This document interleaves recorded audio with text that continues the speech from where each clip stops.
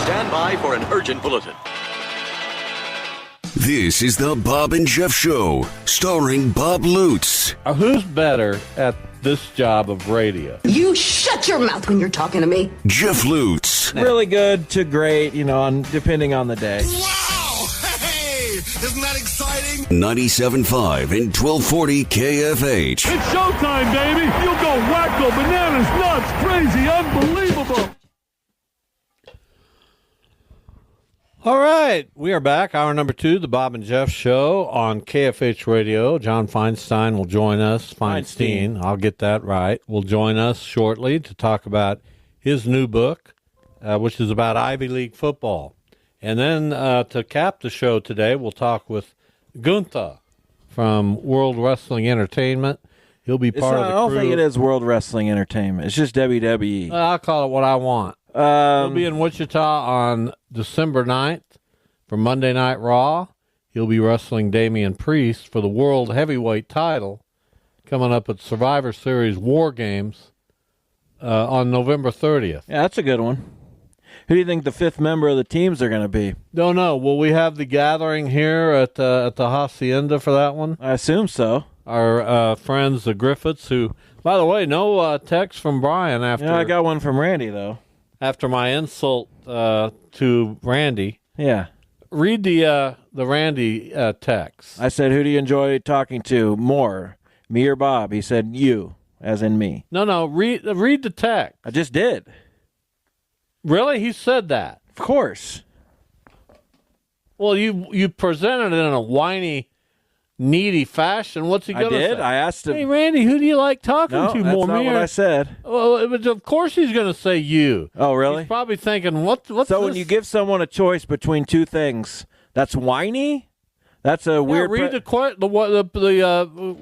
question. I did. Read it again. And let For the morons? Let the audience decide. Well, hopefully we don't have that many morons in our in our audience. Office? We got one right here in the quote-unquote office. Well, there are some morons back at the office, but I won't tell you who they are. Who do you like talking to more, me or Bob? What a whiny question. Yeah, oh my God. I could present that to I'm the whiny one. Are you listening to yourself right I could now? present that to everyone in my contact list, and they'd all say me. Okay, well then do it. I'm really upset with Randy. You'll get over it, and I don't think he cares. So, what do you guys talk about? What do you mean? What do we talk about? Girls? What is Girls. What's wrong with you? Max, please save that. No, please throw that into a fire. Along with the rest of today's tape. You talk about your jobs? You talk about the old days? What do you? No, we don't talk about the old days. You don't talk about the old days. Why would we?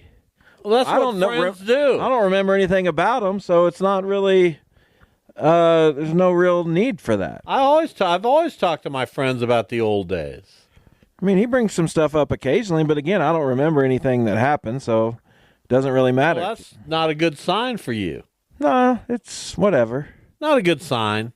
It just is what it is. I remember everything. I move forward. I remember the stuff that is happening now and that I need to know today. Name one of my you know several of my friends. By the way, I was just conversing with one on Facebook. Who? Mike Klein, who I went to school with and was a very good friend. Very good friend. Okay. And we're going to meet up at the Oasis on November 30th. He just moved to Oklahoma to be closer to one of his kids. That's when Survivor Series is. Well, we'll meet up there at 4:00. What time did he say? Dumb time to. Let's meet at 3:15. Like, who does that? Well, let me see what time he said. You got it? Around 5. I'll say, can we make it 4:30 and 4:30, and we'll be back here. Why don't you just go have a Grand Slam breakfast if that's what you're doing? Well, I like Mike Klein and his wife. You must. I like him. You know, I'll talk about the friendship a little bit. You want to hear a story? No. He had an old Rambler station wagon, And he lived in a house along, gosh, what was the name of that street? Georgie. And he had this old house. His parents, Elmer and Bertha. Was Georgie the name of the street or his phone number? Think about that. Elma and Bertha. And he had this little area to the south of his house that was perfect for wiffle ball. So we played hours and hours of wiffle ball in that lot. AKA a yard. It had a fence for left field, and it had a parking lot for right field. So if you hit a ball over the left field fence, it's a home run. If you hit a ball onto the concrete parking lot, it's a home run. And it was so much fun playing wiffle ball. Oh, my God. You don't have any stories like that. No, I don't. Here's your story. I never played wiffle I sat ball. in the basement, and, I huddled up with cartoons. I mean, you got nothing. I huddled up with cartoons? You got nothing. I certainly am not bringing those stories onto the show. My reminiscences are... Because you played wiffle ball? Yeah. Everybody played wiffle ball. Give me something unique. He was a Minnesota Twins fan, so his favorite player at that time, and he always accentuated Walter the Johnson. last name, Gene Roof. I like mine better. Or was it Phil? It was Phil Roof. Yeah, whatever. Well, if you look all this stuff up, it's accurate. I liked Walter Johnson. That should have been the end of that segment. And the way that I recall this stuff is pretty darn amazing. Yeah, if you cycle through 3 or 4 names, you'll stumble on Give it. me another name Walter Johnson. of a friend of mine, and No. I'll give you another story. No, I'm all right. This is beautiful radio. Is it time for Feinstein yet? I know we went a little long in the last... Feinstein. This is beautiful Are radio. you going to get his name right when we talk to him? Probably once or twice. I don't want a Washington Post columnist hanging up on us. It's not a good look. Give me another name. I'll tell you the first story that I pops into my prefer head. not. Well, I don't. That's so derogatory toward the show. I'll just, one old-time Bob story is enough. I'll give you a name. You tell me a quick story. First thing that jumps into your mind. Okay? I don't think I knew many of your school friends. Well, I didn't have that Jesse many. Barnett. Jesse Barnett, he was the catcher in a JV game at East when I pitched. I said, we're going to work the outside half of the plate today. I threw everything onto the outside corner a little bit off. Got so many called strikeouts that day. It was unbelievable. We went home and had a great time. He also You went home with Jesse? No, we went to our separate homes. Well, how do you know he had a great time? He also ended up marrying someone that I had a fondness for, who was in our driver's ed class. Name? Her name was Kyla. Hey, that's the story of your life. That's true. He got my girl. That No, I should didn't. be the Kyla title didn't of your know I book. existed. I never spoke with Kyla. I just admired her from Well, afar. that's even sadder. And Jesse, Jesse got the job done. Are they here's still what married? Jesse said to Kyla. We'll throw some pitches on the outside corner. What do you think? Let's go to dinner. And that worked. Yeah, we beat East that day. It did work. Or Well, whoever. it's too bad you didn't have the gumption to go talk to her. It is what it is. Is he still married to her? She's listed as Kyla, her last name / Barnett. So Well, good for them. yeah, good for them. They live here in town? Yeah, looks like it. I coached Jesse Barnett, remember? Yeah, I do. I wonder if he knows he's being talked about on radio. I haven't. See, this is the beauty of trips down memory I lane. haven't thought of or heard from Jesse Barnett probably since that game. Oh, look what I've done. Against East. You don't think the listeners appreciate this? I'd like to hear from Jesse Barnett. Now, see? Are we Facebook friends? I doubt it. See what I've done? No, not really. Of course you do. I don't. I mean, what I've done is unlock a long-lost friend. I don't understand what you're going for there at all. Give me one. I don't know who your friends are. You know my friend. Yeah, but I know the people you've talked about for 50 years. Give me another one. I don't know. My goodness, man. Bob O'Neill. You want to hear a story? I'll pass on Bob O'Neill. He put together a softball team. And we had tremendous times playing softball on the team he helped organize. Invited me to play. I was mostly the pitcher, but I played some third, some first. And because I didn't have a big ego, as people know, I could hit. But I slapped the ball up the middle almost every time because it was so easy for me.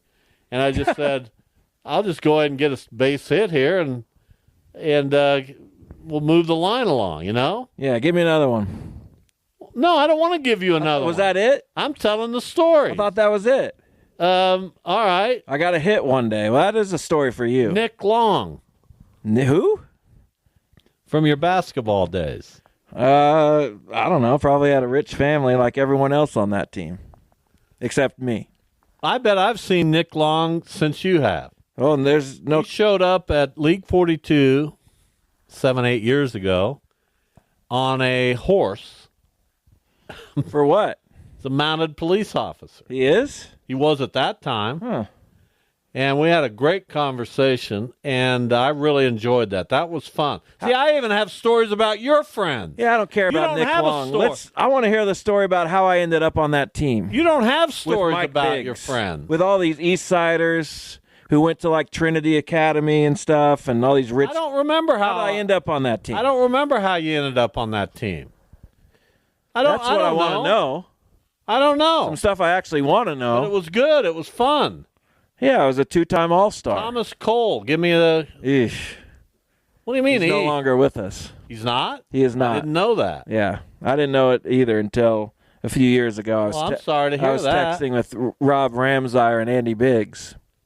Well, Andy Biggs, you got a million stories about Andy. Yeah, he was a good friend. Stayed the night at his house. Poured water in a boxing glove that he had or his dad had. And his older brother, Doug. I mean, those were good years. And got in trouble for that. As you should have. I'd seen it in a movie or something. All right. Good stuff. If you don't like that stuff, listeners, you're not a true listener. Absolutely. Tom Cole is a good player. We're going to do that periodically. What did they call him? Rodman or something like that? Now, look at you. You're completely wrapped up in this. Do you remember? I don't remember. Then there's that little kid whose name I can't remember. Robert? No. On the Warriors? Yeah. We didn't have any little kids. Blonde hair. Brian Ginch? There you go. Sat next to his sister in meteorology class. And, again, another missed opportunity. What are you going to do? That's the perfect class for small talk. What do you think of the weather? Those clouds sure look interesting. Yeah, and instead, you just sit there. And she specifically sat next to me every day. Ridiculous. What a coward. Isn't that crazy? There's no better place to talk weather than a meteorology class. We didn't talk weather. We'll take a break, come back. John Feinstein will join us. One of the great authors, really, of our time. Stay with us.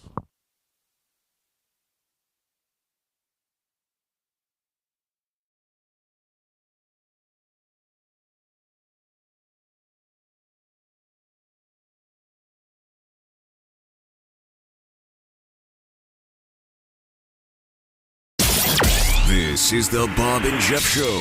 Let's get right to John Feinstein. He's been good enough to join us to talk about his new book.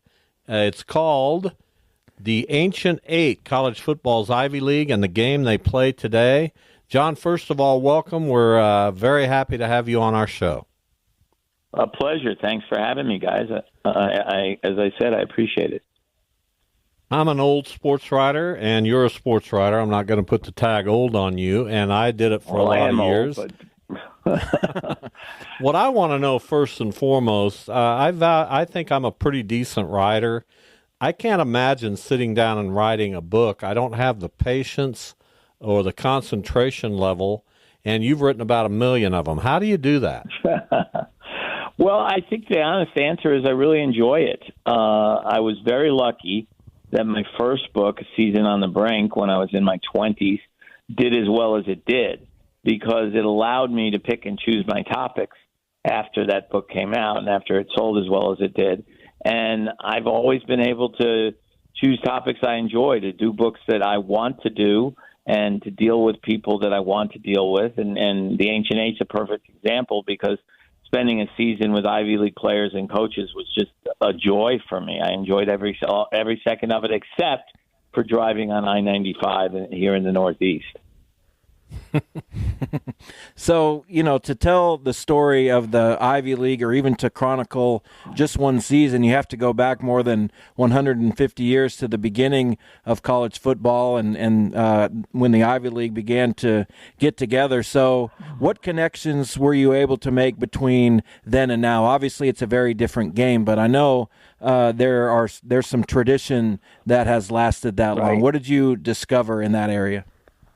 Well, first of all, as you know, Princeton played in the first college football game against Rutgers and lost 6-4, because back then the game was more like rugby than the football that we know today. And Princeton, on their helmets, they still wear 1869. So they want people to know they were part of that history.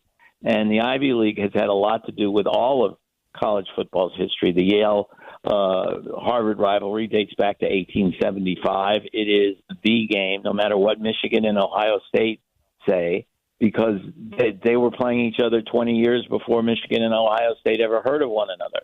And Princeton-Cornell is a great rivalry. And throughout the league, you have rivalries that date back more than 100 years. And I should say before I say years ago, the Ivy League teams won national championships all the time. When I walked into Harvard Stadium for the first time doing this book, there were 8 national championship banners. But the last one was in 1919, and no, I did not cover those teams. But the point being, back then they were national powers. Then the presidents in 1954 made a conscious decision, as college football got more and more out of control, although nothing back then compares to what we have going on now, that they wanted to play football. They wanted it to be competitive, but they didn't want to sell their souls in the name of winning games. They didn't want to let guys in who were football players who shouldn't be going to an Ivy League school academically. They didn't want to spend millions of dollars on facilities and on recruiting and things like that. So they formed the Ivy League. The title of the book comes from that, the Ancient Eight, because there will never be an Ancient Nine or an Ancient Seven or an Ancient 12. We will always know the 8 teams playing in the Ivy League now, and 100 years from now, it'll be the same 8 teams. And they, as I said, they made the decision to not compete for national championships and to compete with one another most of the time. They only play 10 games a year, and 7 of them are conference games. They play 10 games in 10 weeks, no postseason, which I disagree with, because the Ivy League teams in every other sport are allowed to play postseason, but the presidents won't let the football champion play in postseason. And I would make the case that they would be very competitive on the FCS level if they were allowed to compete in the tournament, which they're not. But there's so much history, tradition, legacy in the Ivy League, and yet the players who played the game today are very good players. There's usually between 12 and 15 of them in the NFL every season.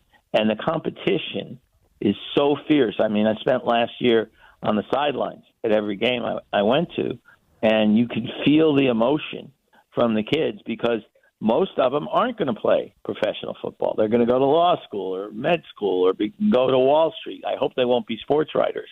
No offense, Bob. But it's so emotional, because they love football, but they also know they're in college to get a degree and graduate. Well, there's not a lot of Ivy Leaguers who go into sports writing, so I'm not too concerned, but we'll see. John Feinstein joining us. His new book is out, The Ancient Eight, College Football's Ivy League and the Game They Play Today. So we're all fascinated by the Ivy League. What's the school in the Ivy League that maybe doesn't get its due? Tell us what you think there. Which one is underrated? Which one do you kind of pull for? Yeah, they're all very good academic schools, as you know. But in the last 18 months, the school that's been a unique story and a sad story is Dartmouth, because a year ago March, Buddy Tevens, who graduated from Dartmouth, was an all-Ivy quarterback and was a very good hockey player on a team that went to the Frozen Four in 1979. He had coached them for the second time round since 2005 and had turned them around from 0-10 to 7 Ivy League titles. And Buddy was also important because he was the first college coach who said, we can't allow all these head injuries to occur. We have to do something about CTE. And he called off hitting in practice. And Dartmouth scientists actually came up with a machine that you could put on the field, and it would show the players how to tackle properly. And many schools are using that now because it's so valuable in terms of the safety of the players. But Buddy was on vacation. I had already spoken to him about doing this book, and he was very, like all 8 coaches, he was very excited about it and was all for the project. And 2 weeks after I had that conversation with him, he was riding his bicycle home from dinner in Florida with his wife on vacation, and he was hit by a truck. And he barely survived the accident, lived for 6 months, but eventually died from all those injuries the week before Dartmouth's home opener last season. And I was in a locker room that day, and the talk that Sammy McCorkle, who was then the acting coach, gave to his players still gives me chills just to think about, because he was so firm about what Buddy would have wanted from the players and how proud he already was of the players and how they had handled his injury and losing another player, Josh Valera, starting offensive lineman, to cancer. Josh died the day before Buddy's accident. So they'd been through so much. They won the game that day, and they went on to tie for the Ivy League title last year with Yale and Harvard after being pick 6 before Buddy died. And this year they're tied for first. And I don't know if you've ever been to Dartmouth, guys. I had never been before last year, but it is a spectacularly beautiful place. It does get cold in the winter, but it's almost the other Ivy League schools refer to the people at Dartmouth, players, coaches, teachers, whomever, as being part of a cult in a good way, because they all love it up there so much that once you get up there, and it takes a while, but once you get up there, you never want to leave. Wow. So, you mentioned that these teams were vying for national championships, and who in that era, or longer than an era, it stretched out for a little while, who were some of the Central Ivy League football figures of those times, and was there one who maybe even rose above the rest as kind of the central figure? Well, one of the last ones who was a contender for the Heisman Trophy, 2 of the last ones I'll give you, Cosmo Iacovazzi, who played out of the single-wing offense at Princeton in 1962. The team went undefeated, and there were 2 prominent players signed by the New York Jets that year, Joe Namath and Cosmo Iacovazzi.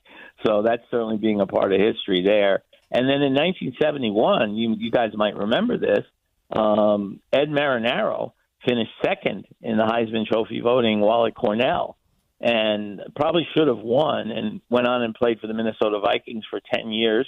And then afterwards, you might remember, went on to be a very, very successful actor on Hill Street Blues. And his son, Eddie, who's a wide receiver, is at Cornell right now. He's in his senior year. Wow, that is amazing. Talking with John Feinstein, whose new book is out about the Ivy League and its football programs.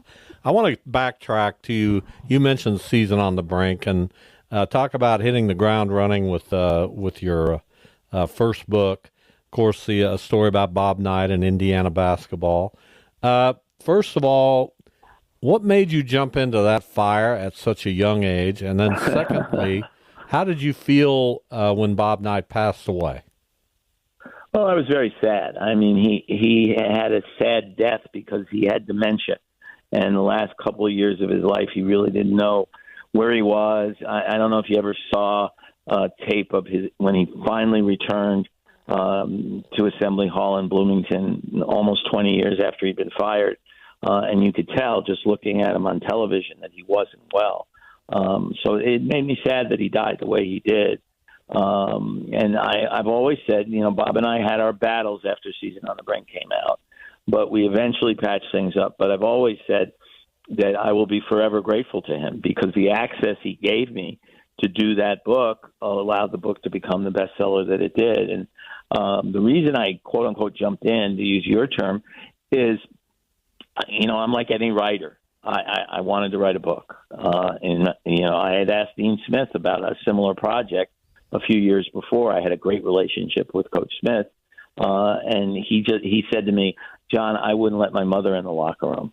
And my answer to that was, but you don't curse, Bob. Why wouldn't you let Dean? Why wouldn't you let your mother in the locker room? Bob did curse. But I developed a relationship with him, covering his Olympic team in '84. And I wrote a long piece on him during their terrible season in '84-'85. And he called me to thank me for it because he thought I was fair to him. This was right after he threw the chair.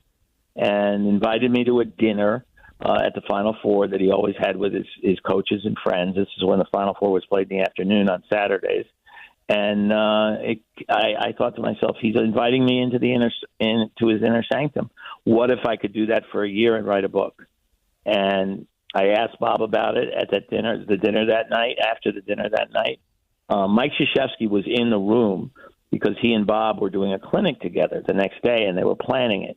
And then I made the proposal to Bob to try to find a publisher to do the book. When we walked out of the room, Mike looked, as soon as the door closed, Mike looked at me and said, "Are you out of your blanking mind?" And I said, What are you talking about?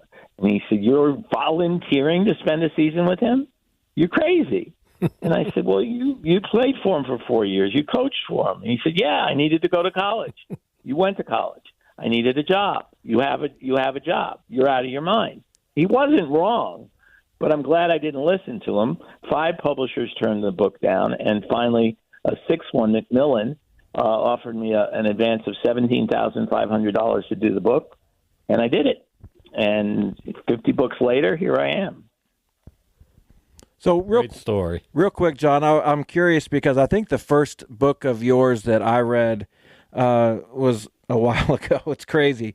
But it was the Army-Navy book, which was obviously fantastic. I'm just curious how your experience kind of with that book and around those people compared to your experience around Ivy League people, because those obviously are organizations that aren't first known for football. Were there similarities in those communities?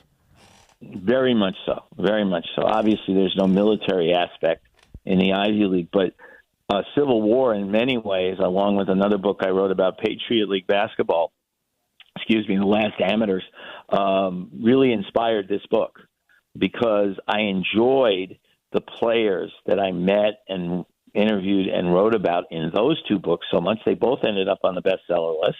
I hope this one will too, but I enjoyed them so much I thought, wow, it would probably be a lot of fun to do a book on Ivy League athletes. I grew up in New York City. I went to Columbia games as a kid. They were terrible, but I still enjoyed going to the games. $4 to get in, by the way, and sit on the 40-yard line. So I went to my publisher and I said, I'd love to try to do a book on Ivy League football. Unfortunately, he had read both The Civil War and The Last Amateurs, and he thought it was a great idea. And at least from my point of view, from the experience that I had, it was a great idea. Well, your writing has touched a lot of people in your life, and I'm sure that's very gratifying. And this latest book, The Ancient Eight, about Ivy League football and its history, will do the same. Before we let you go, and thanks again, John, for doing this, do you have is there an idea percolating in your brain for the next book? It's a great question. There are about 5 of them right now. And once I get through with this book tour, I need to sit down with my agent and my editor and see which of the 5 they like the best and which of the 5 I like the best. And I hope I'll get to do another one. Well, we hope so too. Thanks for being on the show with us today. Thanks for having me. I appreciate it, guys. You bet. John Feinstein. One of the great authors in our country, and that's all there is to it. Just a pro. That was Thank you. Oh, John. a fantastic interview. Well, we love the guy. You could talk to him all day. Well, I have a million more questions. Of course, as anyone should and would. A million more questions. But I'm glad I got the Bob Knight thing because that's fascinating to me. Here's a guy in his 20s. Yeah, I'll go spend a season with this nut, this volatile coach who might do anything. Sure. I can see once you get to your 40s and 50s and you've got a body of work, but your first book, that took a lot of courage. It sure did. And you wouldn't ask a girl out in your meteorology class. Yeah, pretty weak. But what are you going to do? Well, that's just everything worked out. Just pathetic. Thanks again to John Feinstein. I can't tell you how much I appreciate him coming on, even if it is to plug a new book, and share all of his stories and insights. I just really enjoyed that. Let's get to Jim on the IHOP hotline. Don't forget, celebrate the weekdays with the new IHOP House Favorites, all for $6, Monday through Friday. Jim, what do you have? Yeah, I got a Jeff game for you. Can you name the Ivy League schools? And was Slippery Rock one of them? No. I can't either. What are you talking about? Brown, Harvard, Princeton, Yale, Dartmouth, Cornell. Brown. I already said Brown. I've got 6 of them. Columbia, you didn't Columbia, say. that's 7. Cornell, you said. Princeton, Harvard, Yale, Penn. Did we say Penn? That's it. Those are the 8, not Slippery Rock, Jim. I don't even know where you're going with that. Rock. Well, I always thought that whenever they always added Slippery Rock in a news broadcast, that was one of the Ivy League schools that they just threw in for entertainment. Well, Slippery Rock that's is not. one of them. Slippery Rock is not. I think you were watching a different program. Slippery Rock is in that vicinity. They're in the Ivy League territory, but not an Ivy League school. Thank you, Jim. Okay. I don't want to talk about anybody's Slippery Rock anymore. No, we weren't talking about anybody's Slippery Rock. We were talking about the school. Yeah, Jim. And when you try to get to vulgar humor, it never works. It just made me uncomfortable because it seemed like it never works because you miss the opening. No, I didn't. You think I have? No, I've never missed. You miss that opening. As Jim might say, I've never missed an opening in my life. Yeah, it didn't work for you. I think we just got kicked off the air anyway. With more creativity and better sense of timing, maybe. No, my timing is fantastic. I mean, when you start pulling out insults that aren't true, then you just damage. Well, all you of can your say they're not true. No, they're just objectively not. You can objectively disagree. Right, and I do. Subjectively, it was a bad attempt. I know. Subjectively, it was. Objectively, which is what we're aiming for, it was fantastic. Objectively, it was terrible. You missed the mark. Tomorrow on the show, Matt Perino, who covers the Buffalo Bills for Syracuse.com, will be with us, as will Joanna Chadwick, as will Celeste Blow from Wichita State women's basketball, and as will the big fella, Anthony, for the 3-man booth. All right.